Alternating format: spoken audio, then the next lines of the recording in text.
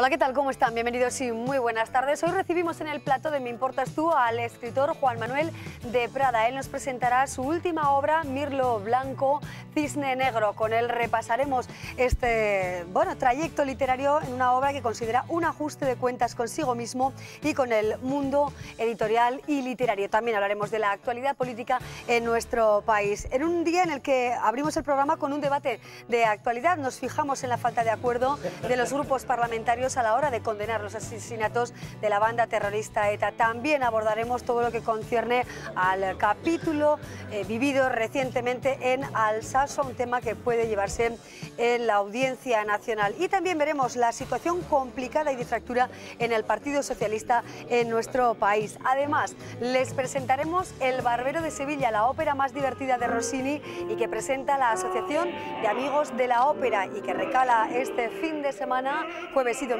en el Teatro Gayarre. Estos son algunos de los temas que hemos preparado para disfrutar del programa. Comenzamos.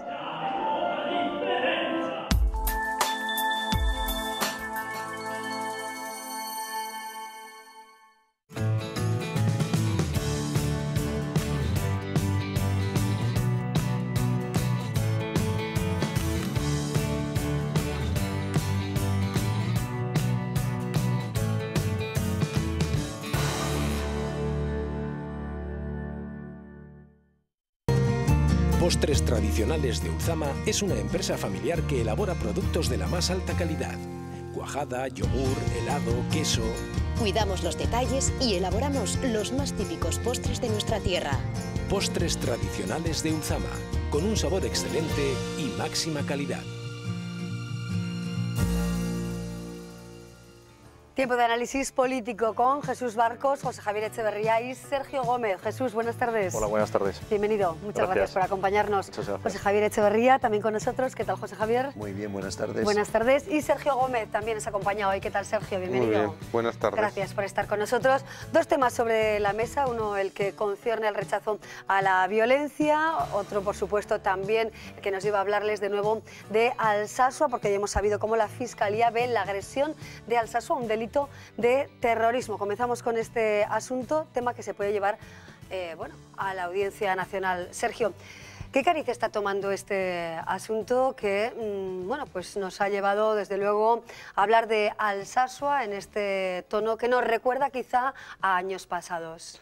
Bueno, yo creo que mediáticamente ha tenido un tratamiento, no sé si ha sido mucho, poco, porque tampoco, según se ha ido sabiendo pues, los datos de los atestados policiales o del atestado policial, pues bueno, parece que la gravedad de los hechos apuntaba a que efectivamente estas personas, estos dos guardias civiles y sus parejas fueron agredidos no solo por un motivo meramente de estar allí, sino que eran plenamente conocedores los agresores de qué se estaba haciendo y qué es lo que querían hacer, ¿no? Los agresores. Entonces, desde ese punto de vista, que ahora la Fiscalía pida a la Audiencia Nacional que asuma el tema, pues bueno, pues habrá que esperar un poquitín a ver qué es lo que decide la propia Audiencia Nacional, que puede rechazar o admitir eso, y desde luego habrá que esperar a ver qué es lo que consta en esos atestados que le lleva a la Fiscalía a poder dar ese paso. A mí sí que me llama la atención que hoy en día, que cuando todo se graba, todo el mundo enseguida cuando hay un altercado saca fotos, graba con el móvil, no hayan aparecido ni una sola imagen, a pesar de que aquello debía estar lleno de gente, ¿no? Entonces, bueno, a mí me hace sospechar de que hay muchas más cosas que todavía no se han visto y que a lo mejor esperemos verlas. El fiscal habla de hostigamiento, hace alusión al hostigamiento que sufre la Guardia Civil en esa zona, en esa localidad. José Javier. A ver, yo creo que este hecho lo que viene a transmitir es que en el proceso final del terrorismo hay una parte de dolor de las víctimas, y en este caso las víctimas de ETA, pero también tenemos que recordar que durante muchos años los cuerpos y fuerzas de seguridad del Estado pues, se pudieron extralimitar en sus intervenciones, y eso también ha generado en otra parte de la sociedad pues un dolor, y entonces eso cuesta superarlo, ¿no? Entonces primero se pone fin a lo que son propiamente los atentados, pero sigue habiendo hay un resentimiento por ambas partes, ¿no? Entonces en un momento dado ese resentimiento pues choca, ¿no? y pues ocurre lo que ocurrió esa noche en Alsasua. Es, aparte de la conducta delictiva que pueda existir en ese hecho puntual, sí que significa que hay que gestionar mejor por ambas partes cómo se está gestionando este hecho. Por un lado, se está volviendo al discurso de utilización del terrorismo como arma política, lo hemos visto en el Parlamento introduciendo matices, pero por el otro lado se vuelve al discurso de Guardia Civil fuera de nuestras calles como un elemento represivo y ya no como una policía de seguridad ciudadana como aspiramos todos a que sea, ¿no? Entonces yo creo que ninguna de las partes está gestionando bien esto y creo que puede ser un obstáculo o un ralentizar lo que tiene que ser un proceso de normalización de una situación de conflicto que hemos vivido y de violencia que hemos padecido. ¿Cómo contemplas los hechos, Jesús? A esto se suma también este planteamiento que hace la Fiscalía de posible delito de terrorismo, otra imagen que nos lleva al fin de semana en el que vimos a víctimas del terrorismo y recordamos, por ejemplo, a Consuelo Ordóñez, hermana de Gregorio Ordóñez, protestando en el centro de Alsasua por los hechos acaecidos una semana antes. Bueno, son muchas piezas, ¿no?, en las que componen este puzzle. En primer lugar, entiendo que es una lástima que justo cuando se conmemora el 5º aniversario de esa declaración de ETA haya estallado este asunto, que bueno, que tuvo respuesta en el Gobierno de Navarra como algo fuera de lugar y algo absolutamente condenable, porque nadie tiene que acabar en un hospital, sea las circunstancias o la coyuntura que haya rodeado la que sea, que está todavía, como apuntaba también Sergio, en estudio, en análisis, y a partir de ahí sí que me llama la atención que el propio ministro del Interior en funciones hablase de delito de odio, si es que está... se apuntaba en ese sentido, pero no hablaba de delito de terrorismo, ¿no? O sea, que la Fiscalía contradiga en ese sentido al ministro. Y a partir de ahí, por supuesto, el dolor de las víctimas, pero también, como comentaba José Javier, se mezcla por rescoldos también del pasado esa doble visión en torno a la Guardia Civil, a los cuerpos y fuerzas de seguridad, que, bueno, entiendo que no es un anatema, lo que pasa que no es oportuno en estos días criticar el papel de la Guardia Civil, pero son dos debates totalmente distintos. Las consecuencias de considerar delito de odio o delito de terrorismo varían de forma notable, bueno, todo lo que concierne a esos hechos, ¿no?, que un grupo de personas presuntamente golpeó a 2 guardias civiles y a sus parejas. ¿Qué supone la consideración de terrorismo y de odio, pues Sergio? Si estamos ante un delito de terrorismo, la competente para investigarlo será el Juzgado Central de la Audiencia, Juzgado Central de Instrucción de la Audiencia Nacional, y las medidas que se le puedan aplicar a las personas que estén ahí, no solo en la pena que se les puede imponer, la que se le pueda solicitar, sino las medidas preventivas a adoptar frente a esas personas son bastante más gravosas. Por lo tanto, bueno, yo también compartía quizás con el ministro de que efectivamente estábamos ante un delito de los de odio, no con el matiz del terrorismo, pero la Fiscalía, que para estas cosas es bastante independiente, lo ha calificado así. Yo creo que el sustrato de fondo de toda esta historia es el odio. O sea, en este país se han pegado algunos 40 años sembrando odio, y ese odio no desaparece de la noche a la mañana. Y que una persona vaya a las 5 de la mañana a tomarse una caña, 2 cañas o 3 cañas a un bar, y por el odio que otros han sembrado, unos les acometan, les ataquen y les agredan, pues yo creo que la raíz del problema está muy clara. Sergio, pero tú estás en condiciones de decir que ese odio solo existe en parte de la sociedad de Alsasua, en parte de la población. Por supuesto. No hay odio en los cuerpos y fuerzas de seguridad por esa presión, por ese pasado, no hay. En absoluto. A los hechos nos podemos remitir. Durante 40 años, ¿cuántas víctimas del terrorismo han llevado ese camino del odio, del acometimiento, de la agresión hacia los agresores? Muy pocas, por no decir 1, 2 o 3 víctimas del terrorismo. A la inversa, ese odio sembrado no lo han desmantelado y no lo quieren desmantelar todavía. Y ese es el problema en el que estamos ahora mismo con lo de Alsasua, con lo del Parlamento de Navarra y con otra serie de cuestiones. Ha habido víctimas inocentes en ambos lados. Y partiendo de esa idea, habrá gente que sin motivo, el odio es una cosa, tiene un elemento irracional, bueno, pues porque lo han mamado de su entorno, pero me reconocerás que ha habido conductas, o incluso sigue existiendo, es decir, yo que estoy en contra de la dispersión, que no solo castiga al condenado, sino que castiga a sus familias, eso es un elemento que sigue ahondando en esa victimización de una parte de la sociedad. Y si no eres capaz de verlo, es que no vas a ser parte de la solución, que decía aquel. Porque si ahora estábamos en ese proceso, es decir, el entorno de ETA está pidiendo que las víctimas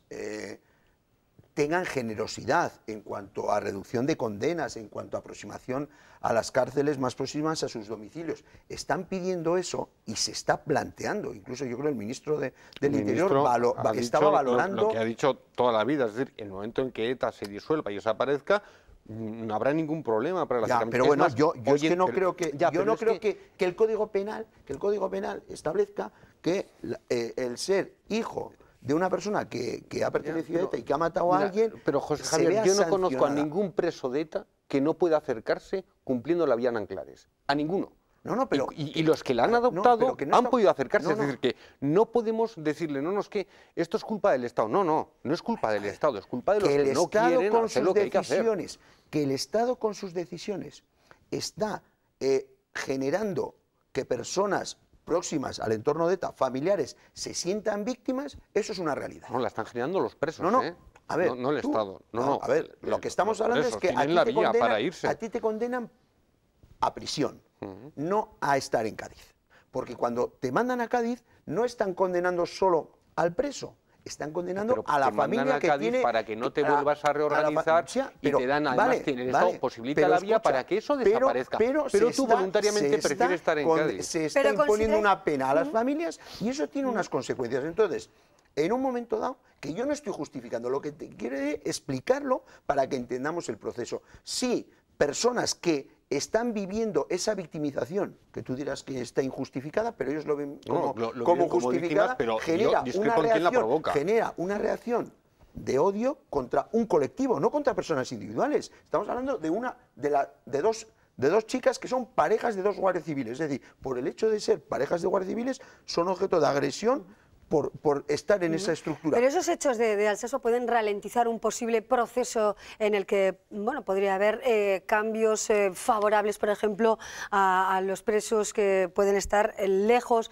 de sus lugares de origen. ¿Creéis que puede ser un punto de inflexión este hecho de Alsasua, Jesús?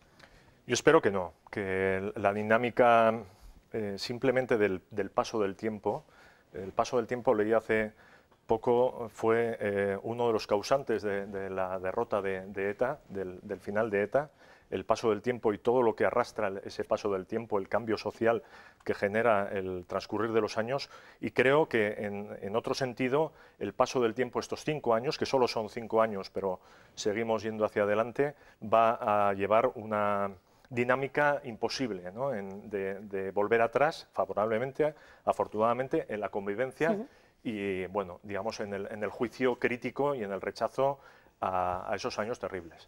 ¿Y qué postura tienen los diferentes partidos que conforman el Parlamento de Navarra? Ayer vimos diferencias, desde luego, de gran calado entre unos partidos y otros. La presidenta Ainhoa Aznárez llevó un texto al Parlamento con el fin de rechazar la violencia de ETA y finalmente, pues ese texto no fue apoyado por todos. Vamos a ver las diferentes opiniones que tienen los grupos con presencia en el Parlamento de Navarra acerca del fin de la banda. De nuevo, ha sido imposible lograr unanimidad. El Parlamento ha aprobado 2 declaraciones institucionales sobre el 5º aniversario del fin de la violencia de ETA. Una ha sido presentada por la propia presidenta de la Cámara Foral. Según ha explicado Podemos, pretendían que fuera un texto de consenso. Por eso le han pedido a Geroabay que retirara el que había presentado con anterioridad. La voluntad que queríamos mostrar nosotros es la de la unidad y del consenso en un tema tan delicado como este. Entendiendo que había que hacer un esfuerzo por hacer una declaración unánime, por hacer una declaración unitaria, una declaración consensuada y que podíamos firmar todos los partidos presentes en esta Cámara, como hubiera ocurrido en Madrid si no se hubiera dado el veto del Partido Popular, hemos decidido retirar la que nosotros presentamos. Recoge el espíritu del acuerdo programático en el que se habla no solo de unas víctimas, no solo de las víctimas de ETA, sino del conjunto de todas las víctimas de violencia política que se han producido en los últimos decenios. UPN y Partido Popular han votado en contra y han aprobado su propia declaración institucional junto al Partido Socialista. Por parte de la presidencia, pues yo creo que se ha presentado una propuesta con la idea de que la pudiera votar Bildu, ¿no? En la que evidentemente lo que buscaba era la equidistancia, una vez más, en la que se buscaba que aquí pues no ha habido ni vencedores ni vencidos, sino que había un conflicto y lógicamente nosotros en ese terreno no podemos entrar. El Partido Popular no va a caer en una declaración que tiene como objetivo fundamental dulcificar la realidad. La oposición recuerda que EH Bildu no ha condenado las agresiones a los 2 guardias civiles y sus parejas en Alsasua. Le exigen explicaciones a Barcos, que comparecerá en el Parlamento junto a la consejera Ana Ollo para exponer su postura sobre lo sucedido. Bueno, opiniones de para todos los gustos. Hay quien considera que faltaba esa petición de perdón a las víctimas, que se habla de vencedores y de vencidos. En definitiva, que no hay acuerdo, que parece imposible, como decía nuestra compañera, una vez más, llegar a un acuerdo de máximos entre todas las fuerzas democráticas en el Parlamento. Yo me lleva una sorpresa porque después de ir todas las declaraciones he ido a ver la declaración, ¿no? que se había presentado por parte de la presidenta del Parlamento. Claro, son 2 líneas. 2 líneas tan ambiguas, y dices, hombre, 5 años después de 40 años de asesinatos de ETA, de extorsiones, de gente que se ha tenido que ir de este país, de gente que se ha tenido que ir de Navarra, 2 líneas tan ambiguas, me parece una vergüenza. Porque se podían haber dicho 1000 cosas. No se pueden poner de acuerdo en decir, matar está mal. Los que han matado son malos, es muy sencillo, si lo saben todos los niños. No han pedido perdón, no se han disuelto, queremos que se disuelvan. Si son cosas tan básicas y no se ponen de acuerdo en eso, pues uno tiene la sensación de que están tratando de blanquear una historia, de blanquear unos sepulcros, de coger y equiparar unas víctimas con las otras, de seguir cometiendo esa injusticia, de decir, no, nosotros teníamos razón aunque no podemos decirlo abiertamente. Y eso me parece que es un error por parte de los partidos que no han sido claros y honestos en este tema, ¿no? Una mayor definición quizás se les puede exigir a todos los partidos políticos. Yo el mensaje creo que se envía a la sociedad es triste, porque por un lado, efectivamente, las 2 declaraciones llevan a un rechazo y a un consenso, aunque sea cogiendo de aquí y de allá, un consenso crítico en torno a esos años y esperanzador en torno a lo que viene. La declaración que comentaba Sergio es muy breve, pero hay que recordar que está prácticamente copiada, más que inspirada, en la que Eduardo Madina trabajó hace unos días en el Congreso de los Diputados y que estuvo a punto de cristalizar. Eduardo Madina no es una persona precisamente sospechosa de connivencia con el terrorismo. Entonces, bueno, ese factor común, la propia Ana Beltrán comentaba que era aprovechable o que tenía elementos positivos la declaración. La lástima es que los juegos estratégicos, ¿no? Los juegos de partidos, el propio juego parlamentario termine confundiendo a unos y a otros y nos lleve a ese mensaje equívoco de que las cosas están más verdes de lo que en realidad están, o quiero pensar que están madurando. Sí, quizás esas palabras escasas, según dice Sergio, o no muy comprometidas que planteaba la presidenta del Parlamento, pretendían el apoyo a esa moción o declaración institucional por parte de Bildu. ¿Se puede hacer esa lectura de un comunicado, quizá una declaración tan escueta, no muy concreta? Es que yo creo que me sobran las dos líneas, es decir, ¿a cuento de qué? O sea, vamos a celebrar los aniversarios y cuando haya 10 años del comunicado de ETA volvemos a hacer otra resolución. Yo creo que no es el tiempo de resoluciones. Yo creo que es el tiempo de poner a las víctimas en su lugar, pero no necesariamente a nivel dentro de lo que es la batalla institucional. Esas aproximaciones que se están produciendo entre víctimas y verdugos, llamémoslo de esa manera, en un proceso primero de reconciliación, de perdón de quien ha cometido los asesinatos, y a partir de ahí de la mayor normalización posible. Es decir, bueno, pues si entendemos que ETA ha terminado, ya no tenemos ese problema, ya no hay asesinatos por razones políticas, pues tenemos que avanzar en eso. Y entonces lo que hay que hacer es echar tierra y no echar cal viva, porque aquí cuando hablamos de estos temas tenemos que tener mucho cuidado, porque solo perdemos la objetividad y solo miramos a un lado. Y cuando se vuelve a introducir en el ámbito político esta situación nos lleva a eso, es decir, que cada uno vuelva a sus trincheras y no se avance en que esto sea un triste pasado con víctimas a las que hay que recordar, pero que no queremos que se vuelva a repetir. Sí, Jesús. María José Javier, pero reconozcamos que, por ejemplo, sobre el final del franquismo, cada vez que ha habido números redondos, ¿no?, del 75 pues, a 2000, a 2010, tal, ha habido pronunciamientos y ha habido un juicio, y yo creo que es deseable que un Parlamento se manifieste y se posicione también en torno a ETA y con las palabras que susciten o consenso o que se envíe un mensaje diáfano a la sociedad. Y mientras tanto eso no es incompatible con trabajar en favor de las víctimas. Yo creo que ese juicio era necesario cada 5, cada 10 años, cada cierto tiempo. Pero quieres consenso, pero el problema es que son un juego de niños en el que tú no apruebas claro, esto, pues claro. yo te retiro. Y se utiliza como arma, y coincidiendo con el tema del Alsasua, pues se vuelve a aflorar todo. Mira, si quieres consenso, lo hablas en privado, y en lo que estemos de acuerdo lo ponemos, y en lo que no estemos de acuerdo no lo sacamos. Pero si lo que queremos es no transmitir el consenso, sino transmitir la diferencia, flaco favor estamos. No, pero eso es precisamente lo que se quejaban los grupos de la oposición, que es que ese planteamiento no se había transmitido antes al resto de grupos y se planteó allí directamente en la mesa. Lo dijeron, no, a lo mejor ha sido un error de procedimiento. Yo creo que no, que ya tienen bastante andadura de año y pico para saber que si tú quieres que salga algo por unanimidad, la tienes que comentar, la tienes que hablar, puedes dejar añadir, puedes dejar de añadir. Pero esto yo estoy convencido de que, bueno, la presidenta buscó algo que lo pudiera votar Bildu independientemente de quién lo votara, porque si no lo hubieran hablado entre todos antes. A raíz del incidente de Alsasua, los partidos de la oposición lo que han buscado es, en la imposibilidad de Bildu, por cuestiones históricas, etcétera, etcétera, y estratégicas, posicionarse a favor de la Guardia Civil y en contra de los agresores. Desde esa perspectiva lo que han buscado es que haya disensión en el cuatripartito.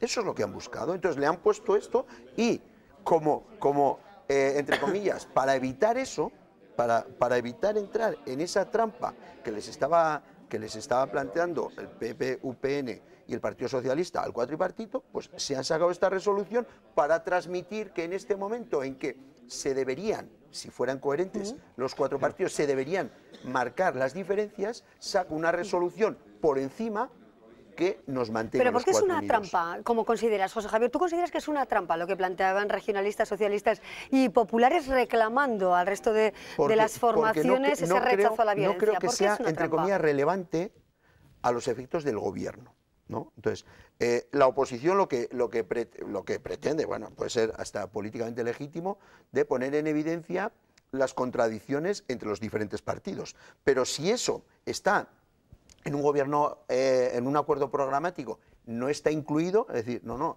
nosotros en este aspecto cada uno puede opinar lo que quiera, pero eso no afecta al resto de gestión del gobierno. Sin embargo, UPN, PSOE y Partido Popular lo que hacen es decir, es que no pueden estar juntos, hay que romper el cuatripartito porque tienen planteamientos diferentes respecto a lo que ocurrió en Alsasua. Que la oposición ponga en evidencia las contradicciones del gobierno es legítimo.